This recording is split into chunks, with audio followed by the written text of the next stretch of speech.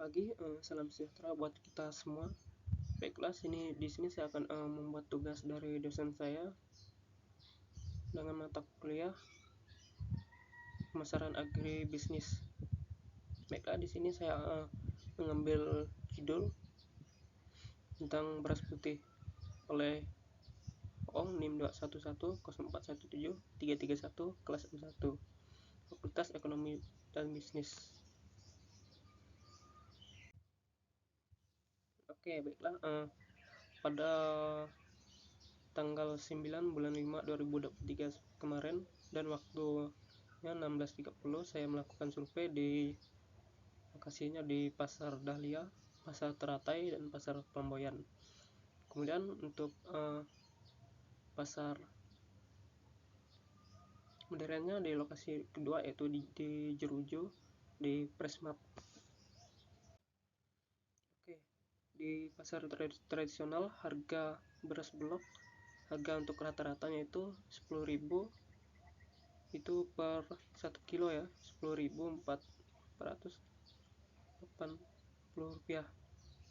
Kemudian harga terendahnya 9.950 rupiah itu di Pasar Pelamboyan atau Pasar Teratai.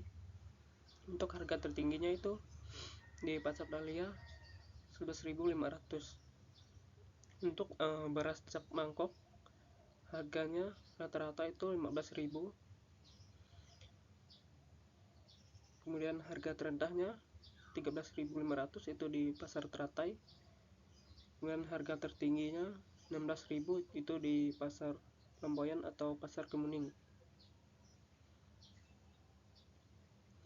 Kemudian beras kampung atau beras lokal harga rata-ratanya itu 11.600. Kemudian harga terendahnya ada di Pasar Teratai itu 10.000. Harga tertingginya 13.000 di Pasar Dahlia.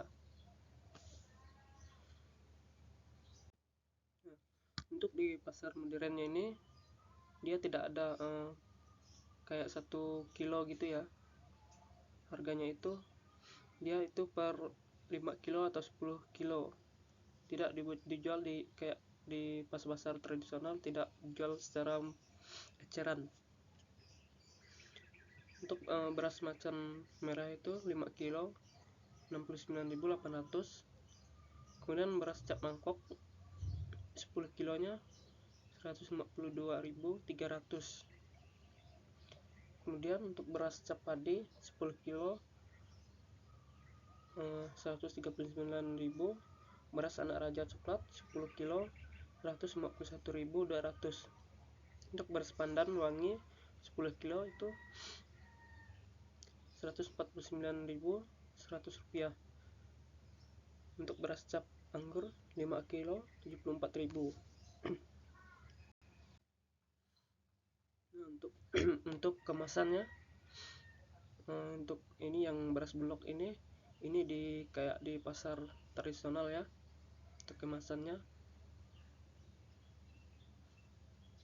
atau situasi atau kondisi yang juga dibandingkan dengan pasar modern itu, kondisinya itu lebih tertata rapi ya dibandingkan dengan di pasar tradisional. Kemudian dari segi kualitasnya juga dibandingkan dengan dari pasar tradisional atau pasar modern ini lebih cenderung bagus kualitasnya di pasar modern ya. Sini bisa kita lihat di gambar beras bulog dapat disimpulkan bahwa kualitasnya itu lebih dibandingkan dengan kualitas di pasar modern ini lebih bagus. Pasar modern ya kualitasnya berasnya itu.